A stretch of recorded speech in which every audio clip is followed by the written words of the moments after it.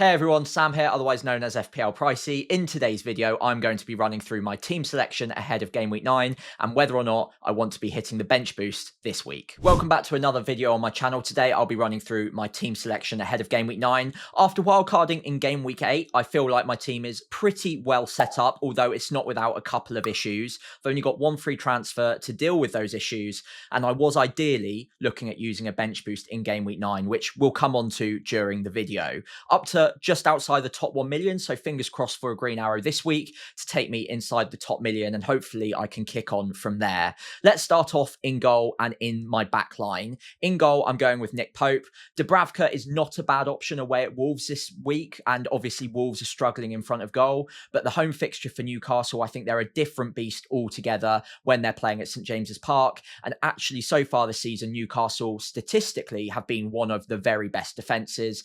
A little bit unfortunate to concede twice against Brighton, given the underlying data in that game. So I back Nick Pope to do pretty well at home to Fulham, who have been struggling a little bit themselves recently. Now, moving into my back line, I've got double Arsenal defence, both Gabriel and Timber, feeling very confident about them over the long term, especially after watching them against Atletico Madrid last night, where Gabriel got a goal and an assist. Arsenal played phenomenally well and still didn't look like conceding even against an elite level opponent. And for good measure, both of these players got brought off after the game was done and dusted at 4-0. I think Timber came off at 83 minutes. Gabriel, after his goal and assist, got brought off, I think, about 73 minutes in. So both should be pretty safe and secure for Game Week 9. Not an easy fixture at home to Crystal Palace, and Crystal Palace themselves have been very good from an attacking point of view this season. But Arsenal's defence are a brick wall at the moment, so I'm not even thinking about benching either one of them, and I'm happy to own them for the long term. They'll concede the odd goal here or there, of course. No defence is completely watertight, but I back them in pretty much any game week to have a good chance of keeping a clean sheet. Moving across to Senesi and Rodon, both with home fixtures. Very happy to play the pair of them. Nottingham Forest obviously just sacked Ange, so maybe they set up in a slightly more defensive system away at Bournemouth under Sean Dyche. Either way, Senesi is very good on the defensive contribution points, and I quite like the odds of a clean sheet in this one as well. So I think the potential, at least for a haul, is definitely there for Senesi. And then finally, Rodon at home to West Ham, who looked very poor against Brentford on the Monday evening, and they've got that 4-day turnaround to the Friday deadline. So they're playing the Friday night fixture away at Leeds. Again, a bit like Newcastle, Leeds are very strong at home, and their defensive data is also incredibly strong this season. They did concede twice to Burnley, but the underlying data in that game was something like 0.45 XGC. And across the season so far, in 8 game weeks, they've conceded less than 1 XG in 6 of those 8 game weeks. So I'm very happy to play Rodon this week at home to West Ham, who are struggling in front of goal right now.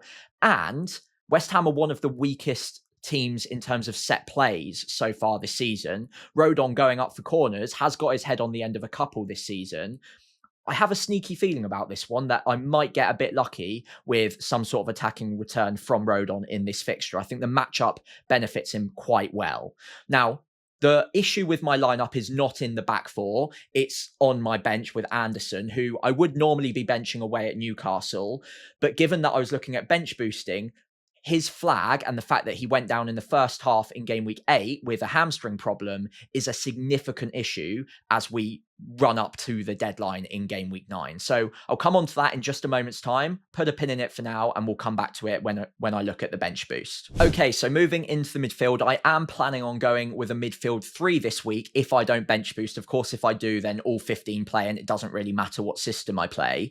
But I really like the look of these 3 midfielders this week. Semenyo is an auto include right now. Again, I do think Forest tried to set up slightly differently under Dyche, but given that they are playing midweek in pretty much every single game week now, that I don't think they're going to have that much time on the training pitch to really bed in these new philosophies, and certainly not by the time that they take on Bournemouth in Game Week 9. So I still back Bournemouth to score a few goals in this one, and Semenyo is performing at a ridiculously high level right now. So no question marks on him whatsoever. Arguably even an outside captaincy shout, or maybe vice captaincy shout, given Haaland is just the obvious pick right now. But either way, I really like him this game week. Same goes for Bukayo Saka. Crystal Palace at home historically have been a very good defence. This season, they've been a little bit more open at the back, and their XGC per 90 is a little bit higher than it would be in normal season. So again, I'm not feeling too bad about this one. Saka's got plenty of routes to points. He even picked up Defcon in game week 8, which was a little bit of a surprise. And again, another player that I just back for his form. I think he's got so many different routes to points. He should be on penalties. I'm even more confident that he'll take the next penalty now, given that Gyökeres scored a couple in the Champions League. And I think that if he hadn't have scored, then maybe Saka might have gifted him the next one just to get him back up and running. Now he has. I think that risk has lowered, and Saka should be the next penalty taker. Obviously, there's always a risk there, but he's on half of the set pieces. Obviously, Arsenal are phenomenal from corners, so he'll pick up some assists there. And of course, his open play threat is brilliant as well. So very happy with him.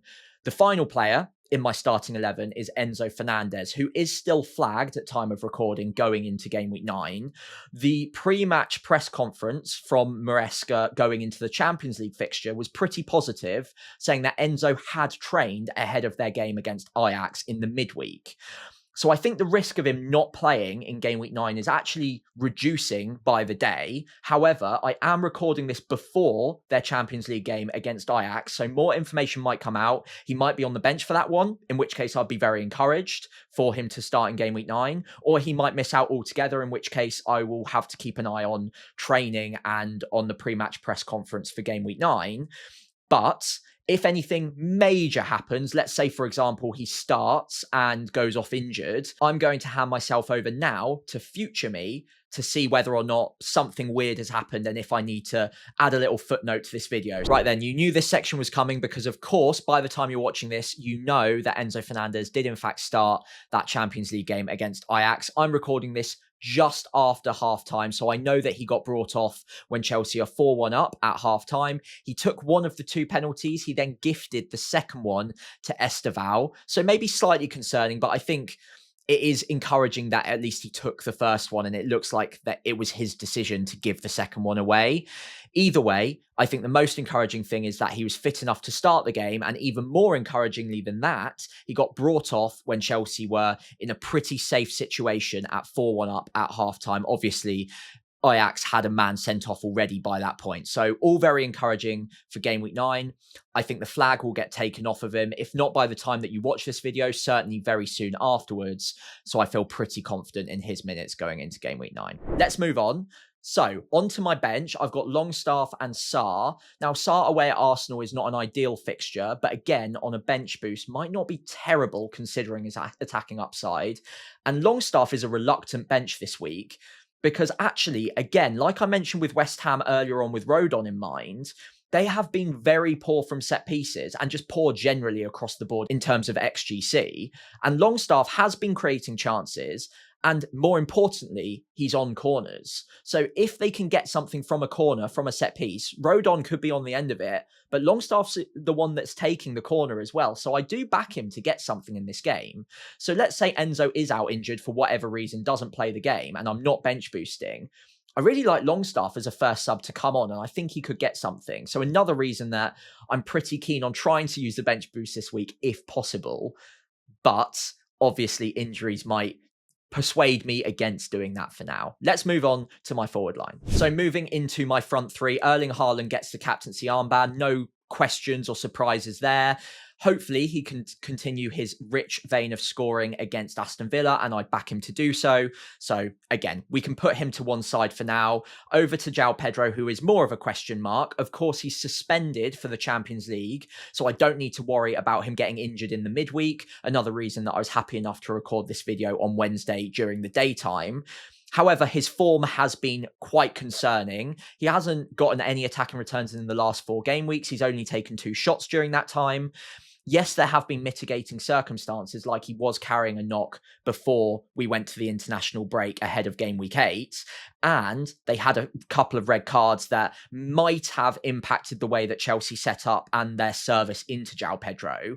So I haven't completely lost faith yet, but if he blanks yet again against Sunderland, then it will be a pretty major concern. And I think a lot of people will be tempted to move him on for someone like a Jean-Philippe Mateta after Crystal Palace have gotten Arsenal out of the way and Mateta's got a good run of games to come. The other player I'd probably want to swap him out for is Voltemada, who I've already got in my side, so more on him in a minute. But unfortunately, with Mateta, I don't even have the option of moving João Pedro onto him because they've effectively swapped prices recently. João Pedro's going downwards in pricing. Jean-Philippe Mateta's gone up, and now I can't afford the swap directly. So a little bit frustrating. If I did want to make that move in Game Week 10, I'd need to find the money somewhere else first to do so. So for now, I think João Pedro stays, and fingers crossed, he can finally start returning against Sunderland at home. And I'm hopeful that maybe they play with another centre forward like a Mark Giu up top and João Pedro drops into the 10 where I think it's going to suit him a little bit better. His link-up play will be stronger in that role and he gets on the ball a little bit more. He's better on the underlying BPS, so the bonus points. If he gets an attacking return, he's likely to get 2 or 3 bonus points with that because he's so heavily involved. He's got other routes to upgrading him in the bonus point system. Now, moving across to Voltemada finally, he got brought off slightly early in Newcastle's midweek Champions League tie, so he looks good for the weekend. And Fulham, again, struggling a little bit right now, so I back him in that nice home fixture against Fulham. He should get good minutes. And maybe down the line, by the time we get to mid-November, we need to start worrying about his minutes ever so slightly with Wissa coming back into the fold at Newcastle. However, given his form, I've said it on earlier videos this game week, I just don't think that there's any real risk of him getting benched or getting significantly reduced minutes, even when Wissa comes back, because he's just been too good. I just don't see why they would change things up. So actually, I think he's a pretty good long-term hold at this point. And even when Wissa does return, I wouldn't be surprised at all if we see Eddie Howe try to incorporate both of them in the starting 11 rather than an either-or situation. So pretty confident on my forward line going into Game Week 9. I think I've got a very good looking starting 11 going into Game Week 9. However, issues do arise because I was looking at using the bench boost this week. So let's have a look at that in isolation now. Okay, so ideally, like I mentioned, I really did want to get the bench boost out of the way in Game Week 9, straight after wildcarding, and then I could look at maybe downgrading a couple of spots to put some more money into my starting 11 for the next period of fixtures, and also just roll some transfers for a while up until we get to, I think, about Game Week 12-13, when Liverpool's good run of fixtures really kicks on, and I probably want to spend a few transfers there. However, flags have arisen in Game Week 8. Enzo is one of them. Like I said, I'm fairly confident he plays in Game Week 9. However, I will keep an eye on that and things might change. So that might put me off of the bench boost altogether. But Anderson is the main one. Now, he went down with a hamstring injury in Game Week 8 in the first half. That is never a good sign. It looks like it might be a grade 1 hamstring issue, maybe even a strain, which doesn't usually keep footballers out for that long. But I still think that he's a major doubt going into Game Week 9, possibly even Game Week 10 as well, which is annoying because I did want to play him in Game Week 10, mapping ahead. But certainly for this fixture, it looks relatively unlikely he's going to play. So if I want to bench boost, I either need to do it knowing that he is a significant doubt and he's unlikely to get any points, and basically just bench boosting with 3 players rather than 4. The expected points at about 10.5 via Solio. So it's not terrible, but without that Anderson 3 or 4 pointer, we'd assume he'd get DEFCON in that game against Newcastle. It does kind of reduce the appeal of bench boosting significantly, especially when we look at bench boost 11, when you would be hopeful that Anderson is back and away at Everton, again, a decent enough chance of getting DEFCON in that one. And as you can see, the expected points are up at 13.6. So just a ballpark figure there to show that maybe if all players are fit by Game Week 11, it's a reasonable week to be using the bench boost. It is all away fixtures on my bench. Leeds away at Nottingham Forest might not be quite as optimal as West Ham at home, but it's not bad. And Dubravka away at West Ham instead of away at Wolves, there's not much in that one either. So I'm happy enough using it in Game Week 11, but I did want to get it out of the way this week, if at all possible. And crucially, we don't know who else might be injured by Game Week 11. I potentially would have 2 or 3 free transfers to deal with it, But that's the week before I might want some Liverpool players, and I probably don't want to be using those 2 or 3 free transfers. So it's still another risk later on down the line. We just don't know what the situation will be like when we get to that point. And who knows, I might have 2 or 3 flagged players at that point, and I might need to use transfers and therefore be in the same situation again. So given that I've only got 1 injury, or significant injury, Enzo is of course a slight doubt, but Anderson being the significant injury, I'm so close to having a good bench boost. Is it worth just using 1 free transfer to sort it out and get the chip out of the way? Possibly. So with that in mind, let's take a quick look at some of the alternatives to Anderson that I could use my free transfer on this game week. So given that I'm 1 potentially injured player away from having a pretty good 15 for a bench boost, the temptation to use my 1 free transfer to sell Anderson and buy someone at 4.5 million or below, of course I've got exactly nothing in the bank, so it needs to be the same price or cheaper. It is quite tempting to do so, especially if the signs are good on Enzo, because there is a slight doubt there. And if Ismail Assar gets through the Thursday evening game unscathed, he's my only other remaining player to play. So if those 2 things go pretty reasonably, it's going to be quite tempting to just sell Anderson so I can bench boost with a full playing 15. So I've narrowed it down to 6 options. The top line are the Bournemouth boys, Diakite and Truffert. I think I'm slightly veering towards Truffert, mainly because I like his advanced positioning on that left-hand side. So if I go with one of them, probably Truffert at time of recording, a good home fixture at home to Nottingham Forest, decent odds of a clean sheet. However, it does unfortunately then give me triple Bournemouth and therefore lock me out of other alternative options down the line. For example, Krupi Jr. might be one that just continues to play. At time of recording, I'm not confident on that, and certainly not enough to buy him and keep playing him.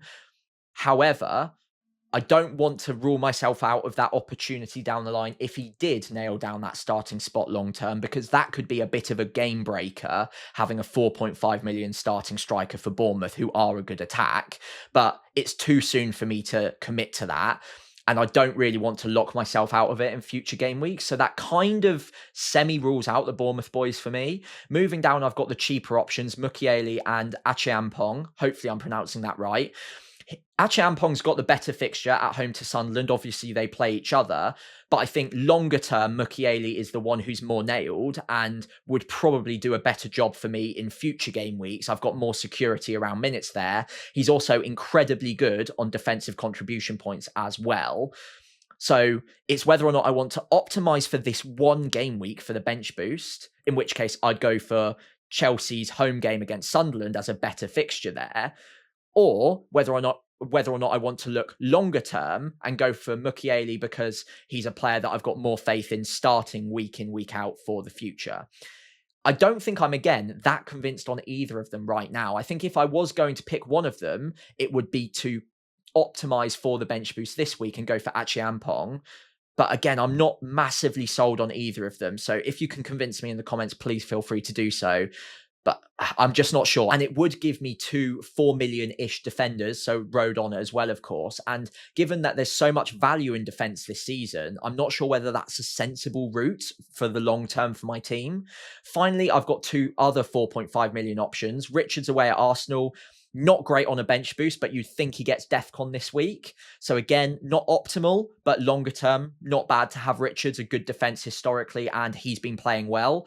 The problem is, if I'm going with any Crystal Palace defender, I think I want Munoz right now. And obviously I can't afford that. So it would be a compromise on the Palace defender that I go with. But again, he's a 90-minute man. He's pretty solid at the back and he gets DEFCON points. So it's not a bad option. Then finally, Michael Keane's also come into my thinking. At home to Spurs, so not a terrible fixture. Not bad on DEFCON. He might get DEFCON in the odd game and he's got good goal threat from set pieces as well. And certainly in the short term, he looks nailed whilst Branthwaite is out for quite a while. I think he's just had surgery. So Keane's minutes should be fairly secure for the medium to long term. Honestly, I'm not massively sold on any of these options right now. And I think that given that I've got a good backup option in game week 11, the sensible move would be to just roll the transfer if Anderson is indeed out and maybe just look at bench boosting in a future game week. unless we hear news before the Game Week 9 deadline that Anderson is out for a long time, in which case it does just make sense to get the transfer done because I'm going to need to do it anyway in a future game week. If he's only a doubt and might not play this week, but will come back fairly soon, and Silver tells us as much, then I'll probably just roll the transfer and look at bench boosting in Game Week 11. Let's take a very quick look at the captaincy matrix ahead of Game Week 9. No surprises to see that I'll be picking Erling Haaland once again. My ratio is doing pretty well at the moment, 7 out of 8 in terms of captaincy hit rate, and then 10 returns in 8 game weeks, although that's not really much to brag about because most of that has been pretty simple, just captaining Erling Haaland. But let's hope that streak continues away at Aston Villa for Haaland. I think it's 12 games on the bounce now he's scored in. I wouldn't bet against him hitting it a 13th time in a row. Fernandes, Saka, both not bad captaincy candidates potentially if Haaland wasn't in such good form. But I think this is a pretty simple conversation.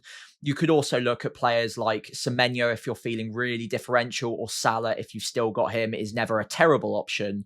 But for me, Haaland stands out by quite a long way. Okay, so wrapping up with my full team going into Game Week 9, the plan is currently to roll the transfer, cross my fingers on the fitness of Enzo Fernandez and on Anderson. If we get good news on Anderson, then I will probably just hit the bench boost this game week, but I'm expecting him not to play this week and for Silva not to give us anything concrete. And if we don't get anything concrete whatsoever, or he's still a maybe going into Game Week 9, let's say, for example, Silva says we'll see, or we'll have to monitor training today, then I'm just not going to play the bench boost because the risk probably isn't worth it. And Game Week 11 is a reasonable opportunity to do so. Either way, I'm pretty happy with my starting 11 this game week. Even if Enzo did miss out, Longstaff coming off my bench, I'm very happy with.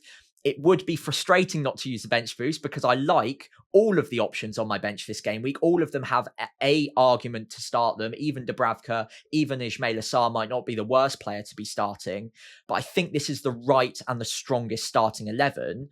It's just that my bench looks quite strong this game week. So with that in mind, I will cross my fingers on the fitness of Anderson and Enzo. And if they are fit, I'll definitely play my bench boost. If not, I think I've got a pretty reasonable Game Week 9 side. Now, as we reach the end of today's video, I'd really appreciate it if you could leave a like and hit subscribe to the channel, only if you enjoyed the video, of course. And if you've got any questions of your own, do feel free to drop them in the comments below and I'll try and get back to you before the Game Week 9 deadline.